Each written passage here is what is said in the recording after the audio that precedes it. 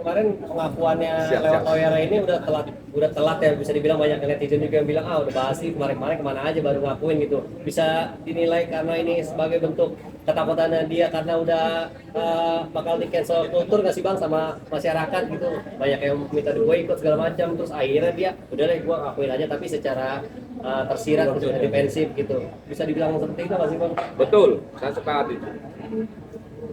Tapi saya garis bawahi yang mulai pertama ya, saya ucapkan terima kasih, banyak terima kasih kepada netizen ya, untuk kemudian banyak membantu saya melakukan penilaian yang agak sedikit objektif. Ada juga sebetulnya temannya itu yang menurut kacamata saya, ya, contohnya seperti ini ya, yang saya mau menyampaikan sesuatu kepada Bang Irfan Hakim. Irfan Hakim. Ya, siapa namanya? Irfan Hakim. Irfan Hakim. Ya. Bang Irfan itu saya lihat orang yang beradab dan orang yang berakhlak.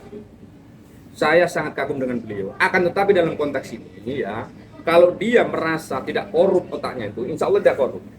Itu makanya dia bisa melihat proyeksi kebenaran ini lebih jernih. Jangan karena temannya dia melakukan pembelaan. Kalau temannya salah, katakan yang salah. Benar, katakan yang benar. Itu makanya kemudian saya sampaikan juga kepada Denada, kalau andai kata saya ulangi apa yang sudah dinyatakan oleh guru besar saya ya, almarhum Profesor Y. Said Api itu kan dari Erlangga, saya juga dari Erlangga. Jangan sampai ketika saya menyatakan kebenaran ini, kemudian aku akan menjadi musuh, bukan begitu saja. Gitu loh. Nah, terus satu lagi yang paling penting, ketika saya melakukan pembelaan kepada Reza, saya bukan dalam konteks untuk membangun opini. Saya hanya berbicara tentang fakta. Bismillahirrahmanirrahim, apa yang saya nyatakan ini, kalau memang semuanya benar itu dari sang hak, kalaupun nanti luput ada yang salah, semuanya saya. Itu makanya saya tidak pernah melakukan manipulasi fakta. Nah, itu makanya pengacaranya yang agak sedikit apa ya kalau saya katakan itu, yang mungkin ya menyatakan kalau saya di podcastnya Densu itu bohong. Ayolah, you kalau punya alasan yang lebih cerdas lagi ngomong fight di pengadilan. Loh, dia kan gitu ya, artinya kan tadi ikut news juga di salah satu event dan ketemu teman-teman Denada sendiri. Tadi first time ketemu dengan teman-teman Denada itu seperti adakah omongan atau adakah celutukan? Begini, ini saya garis bawahi kepada siapapun yang akan melakukan atau menghardik Reza ya. Selain Reza ini kapasitasnya juga klien saya, tapi garis besar yang harus semuanya tahu, Reza ini adik saya. Jadi teman-temannya itu, makanya teman-temannya Denada yang tadi itu sempat menekan dia secara psikologis, itu tadi itu saya agak sedikit jengkel, tapi karena mungkin saya harus bersikap dingin ya, apalagi kepala dan hatinya ya, itu makanya saya menahan tadi. Dia tadi sempat dikerubungi dan kemudian diteror secara psikis, bahwa menyatakan bahwa seakan-akan dia yang bersalah dalam persoalan ini, sehingga Denada itu tidak mendapatkan pekerjaan di beberapa stasiun TV itu karena diboykot.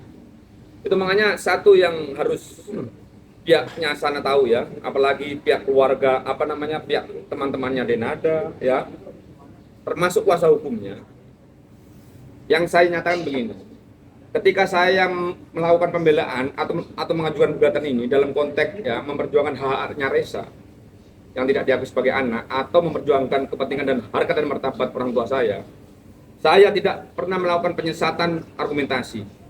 Jadi kalau di dalam konsep yuris itu ada yang namanya argumentum et misericordiam. Argumentum et misericordiam itu adalah argumentasi yang saya bikin, yang tujuannya saya untuk menimbulkan rasa kasihan atau rasa iba. Saya tidak pernah membawa ke sana.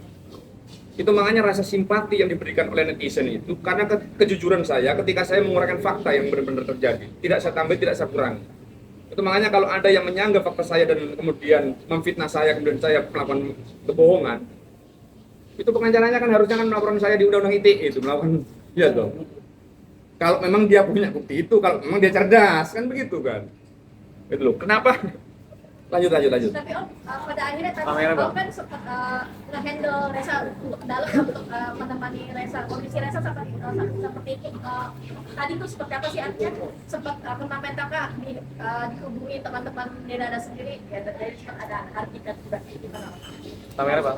Itu makanya alhamdulillah tadi itu Sanghap tadi memberikan petunjuk kepada saya untuk bersikap dingin ya. Padahal saya tadi sudah mau emosi sebetulnya. Apalagi siapa tadi? Ui Isdalia ya. Saya menyebut nama karena memang itu yang terjadi. Itu loh, dia memberikan, entah itu memberikan kritisir yang membangun entah apa, tapi dia memojokkan Reza seakan-akan gara-gara dia, ya kan, akhirnya temannya itu tidak dapat pekerjaan kan begitu. Omongannya apa aja sih mungkin bisa disampaikan? Coba Le, ngomong faktanya Le. Tidak apa-apa, tidak apa-apa. Tidak apa-apa. Ya intinya aja ya Kak ya. Ya. Intinya aja ya bagaimanapun itu kan masih darah daging. Ya ini enggak saya tambahin, enggak saya kurangi Kak. Terus kasihan loh itu di boykot dari enggak dapat pekerjaan. Dan maksudnya Reza kan Reza enggak meminta seperti ini Kak. Dan bukan Reza pun yang minta di boykot. Ya buat bukan Reza. Itu yang disampaikan oleh Iis, dan dia tadi sempat mengatakan ketika ngeliat kamu dia sempat kontak Denada, ada Reza di sini, dia bilang iya alhamdulillah rezekinya bagus. Bagaimana?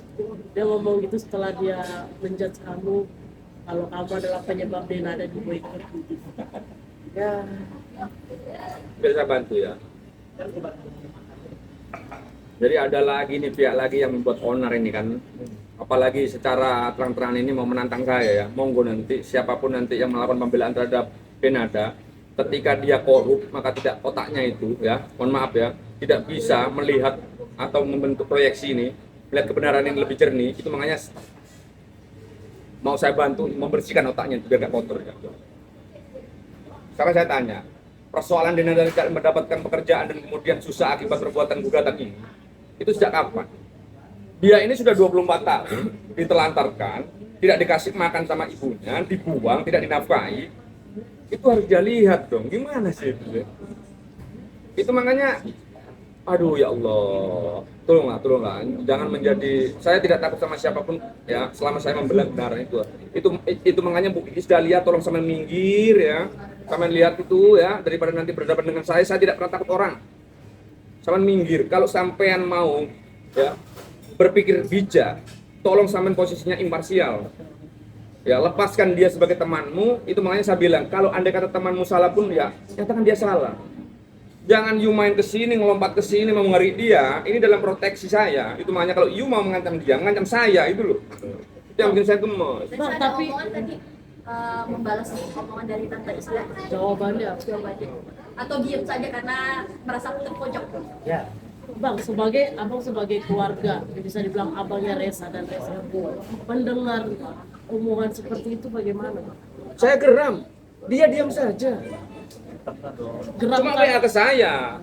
Makanya mau saya terjang itu tadi itu. Cuma saya ya alhamdulillah lah, sang hakim memberikan kesabaran tadi. Biasanya nggak sabar saya. Itu.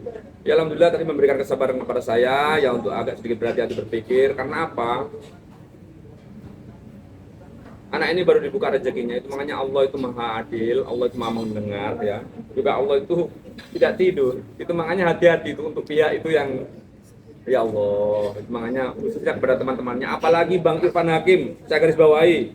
Saya itu kagum dengan jenengan karena berakhlak mulia dan beradab. Tolonglah ya, agak sedikit adil, jangan memberikan komentar dan ikut campur dalam urusan ini kalau tidak tahu runtut asbabul nusulnya dari persoalan ini. Itu aja lah. Berarti dua orang itu bisa disebut sebagai yang ikut campur dalam urusan ini nggak sih Bang? Ya ikut campur, itu makanya kemarin itu kan begini, dia mempertanyakan persoalan itu, kenapa kok baru sekarang? Saya sudah bilang, persoalan ini men-trigger saya untuk mengajukan gugatan karena adanya penzoliman terhadap harkat dan martabat ibu saya.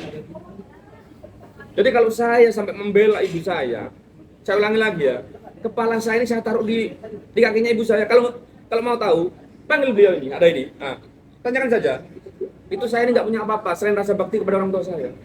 Itu makanya kalau sampai mau maju, ya siapapun saya hantam, pasti saya menang.